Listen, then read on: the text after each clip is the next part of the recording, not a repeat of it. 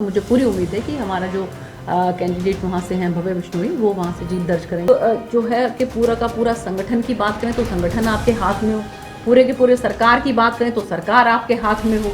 अब राज्यसभा की बात करें तो एक परिवार का सदस्य आपका राज्यसभा है, एक परिवार का सदस्य आपका लोकसभा है, प्रदेश अध्यक्ष भी आप अपने पास रखना चाहते हैं, तो ये परिवारवाद होता है। आदमपुर उपचुनाव का बिगुल बज चुका है और इसी बीच सिरसा से बीजेपी सांसद सुनीता दुग्गल ने इस उपचुनाव में बीजेपी उम्मीदवार भव्य बिश्नोई की जीत का दावा ठोक दिया है। सुनीता दुग्गल ने क्या कहा, ये आप खुद ही सुनिएगा। उपचुनाव की बात करें तो जो कुलदीप बिश्नोई जी जिन्होंने भारतीय जनता पार्टी को ज्वाइन किया है, और वो एक उनका पुराना रिकॉर्ड रहा है आदमपुर के चुनाव में, आदमपुर के इलेक्शंस में।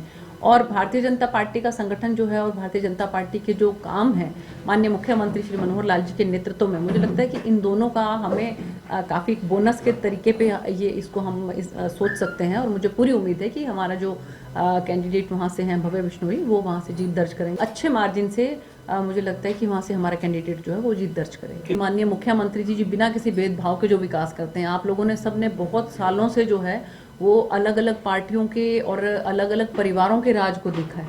ये पहली बार मुझे लगता है कि ऐसा है कि किसी परिवार की पार्टी नहीं है, ये किसी परिवार का राज नहीं है, कोई क्षेत्रवाद का राज नहीं है और कोई जातिवाद का राज नहीं है। तो माननीय मुख्यमंत्री जी हरियाणा एक, हरियाणवी एक का नारा देते हैं, इसके साथ साथ जो विकास करते हैं और इसके साथ साथ आप देखिए कि जाति से, क्षेत्र से और परिवार से, इन सब चीज़ों से दूर माननीय मुख्यमंत्री जी ने जो विकास किए हैं, हम विकास के नाम पर ही जो है वो मैदान में उतरेंगे और मुझे पूरी उम्मीद है कि इस पर मोहर भी लगेगी। तो वहीं कुलदीप बिश्नोई के बेटे भव्य बिश्नोई को टिकट देने पर परिवारवाद के सवाल पर बोलते हुए सांसद सुनीता दुग्गल ने पूर्व सीएम भूपेंद्र सिंह हुड्डा पर निशाना साधा और कहा कि भूपेंद्र हुड्डा ने परिवारवाद को बढ़ावा दिया है, न कि बीजेपी ने।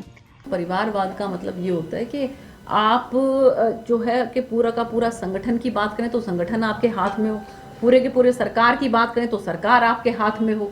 अब राज्यसभा की बात करें तो एक परिवार का सदस्य आपका राज्यसभा है, एक परिवार का सदस्य आपका लोकसभा है, प्रदेश अध्यक्ष भी आप अपने पास रखना चाहते हैं, तो ये परिवारवाद होता है। अभी फिलहाल में उनके परिवार में अगर हम बात करें तो सिर्फ एक सदस्य को अगर वो टिकट के लिए कह रहे हैं, तो इसको हम परिवारवाद कैसे कह सकते हैं। अगर प्रदेश की मैं बात करूँ तो जिस तरह का भ्रष्टाचार कांग्रेस की सरकार में था और वो सर्वविदित है, सबको मालूम है। और दूसरी बात कि खुद कांग्रेस के ही पीएल पूनिया किसी समय में जो है वो इसके SC/ST कमीशन के चेयरमैन होते थे।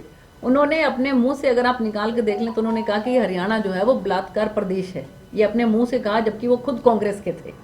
तो देखिए, जो इस तरह की बातें जो हैं वो विपक्षी दल में हैं तो बिल्कुल जो है अपना धरातल पर अपनी ज़मीन तलाशने के लिए इस तरह की बातें करेंगे। लेकिन आज लोग भी जानते हैं, धरातल पर सभी लोग ये बात जानते हैं कि कितना विकास और किस तरह से जो है काम हो रहे हैं, और माननीय मुख्यमंत्री जी दिन रात लगे रहते हैं।